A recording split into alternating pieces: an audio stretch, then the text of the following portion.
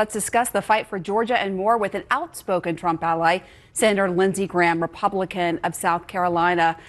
So you have the vice president just landing in Atlanta. You have the former president announcing a Georgia rally for the same week in the same city. Is this an indication that Georgia is more in play now that Biden has stepped aside? Well, I think the polls have tightened in the battleground states. Seems like the base vote has come home for the Democratic Party. She's raising a lot of money.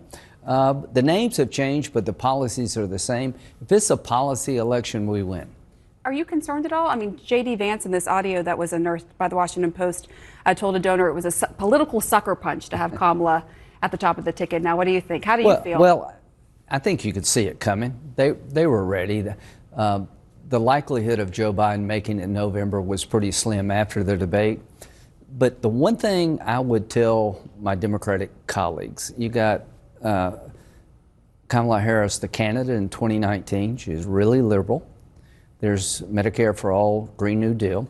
And while she's been vice president, her association with the border, whatever it is, if she was the border czar, she failed miserably. She wasn't the border czar, though. She was tasked with looking at the origins. She did whatever her job was, or whose job it was, she failed.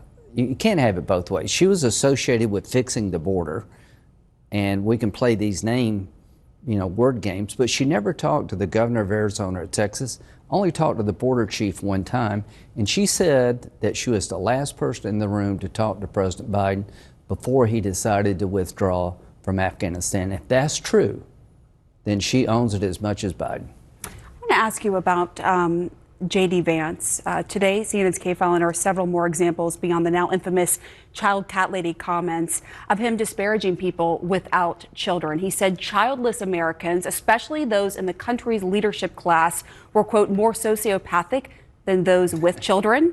As a person without children yourself in the leadership class? I don't know. Maybe I'll prove his point. I don't know. Well, what do you think about that suggestion? Are you worried it alienates a part of the electorate? I think the election won't come down to what he said on a podcast. It'll come down to whether or not we change course as a nation. He said it multiple times. Yeah, he said it 1,000 times. But most people are going to vote on whether or not the next president can fix the problems they're living with. And what are the problems? High inflation, crime, broken border, world on fire.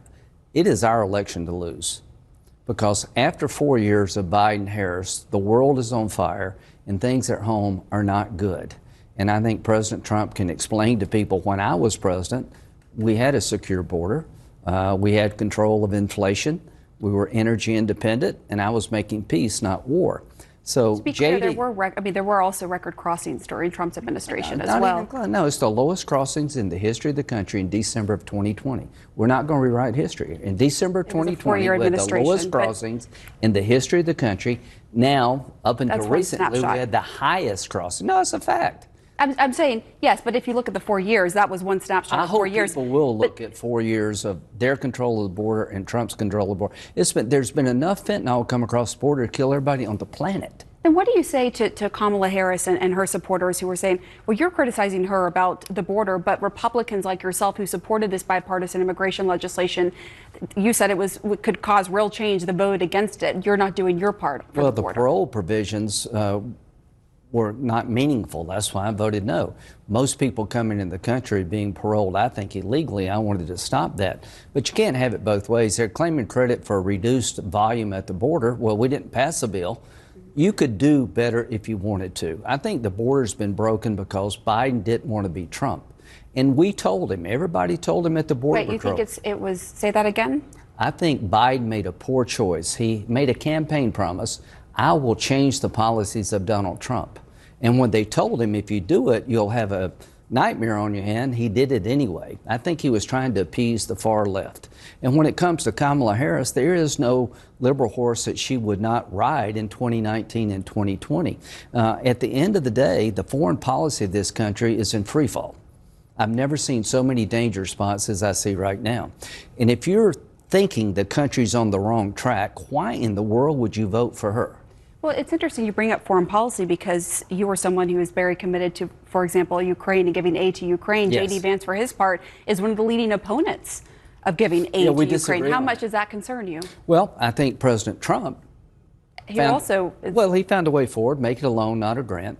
But it concerns you, JD Vance's stance. Yeah, I had a difference. His belief was we were spread too thin. He said that, you know, it's nothing particularly against Ukraine. I want to focus on China. My belief is if you give in to Putin in Ukraine, you make your problems with China worse.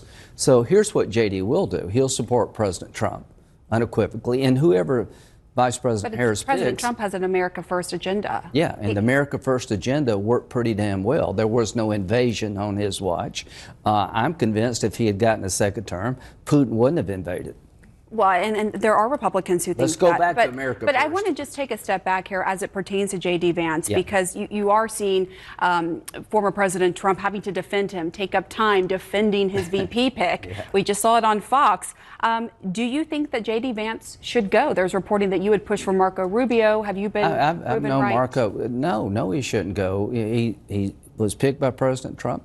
He's a really smart guy. But he was picked before Kamala Harris came to the top of the ticket. Listen, you don't think? I was John McCain's closest friend. Everybody loved him until he became the Republican nominee. The day he became the Republican nominee, he became some weirdo guy who was half crazy. Mitt Romney, everybody likes Mitt Romney now. When he became the Republican nominee, he's the guy who put the dog on top of the car. It just comes with the territory. If you got an R by your name, they're going to try to destroy you. So you think he should stay by JD Vance? Yeah, absolutely. All right, I want to get your reaction to something Donald Trump just said about winning Minnesota in November. As you well know, something that a Republican has not done since 1972. Let's listen. If they don't cheat, we win this state easily, okay? They cheat. They have no shame. They cheat. Do you understand that, you crooked people? They're the most crooked. They cheat. They cheated in the last election, and they're going to cheat in this election, but we're going to get them. Election fraud lies are not harmless. We all saw what happened on January 6th. You were right there in the thick of it. Can you publicly call for Trump to stop spreading these baseless lies? Well, I voted to certify the election because I believe that whatever irregularities there were in 2020, they didn't change the outcome. So here's my advice to President Trump for whatever it's worth. If you compare what you did as president to what Biden and Harris has done on their watch, you will win.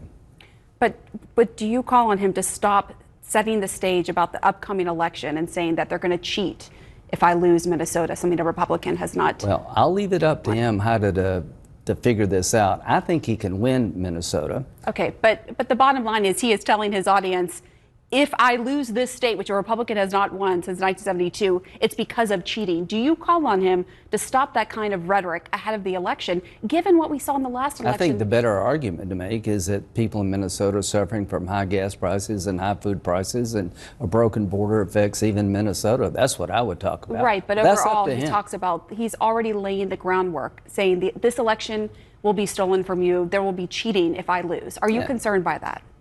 Not particularly, because I think Donald Trump is trying to reinforce to the American people that our election system needs to be reformed and needs to be fixed, and there's some truth to that. But my point is that he's got a chance here to right the ship. And the best way to right the ship is talk about things that people are living in their daily lives. High food prices, filling up the car versus buying grocery, a fear of your personal safety in certain parts of this country, a world that seems to be completely on fire, a liberal agenda that's not working out for the average person in Minnesota. That's what I would talk about if I were him. All right, Senator Lindsey Graham, thank you.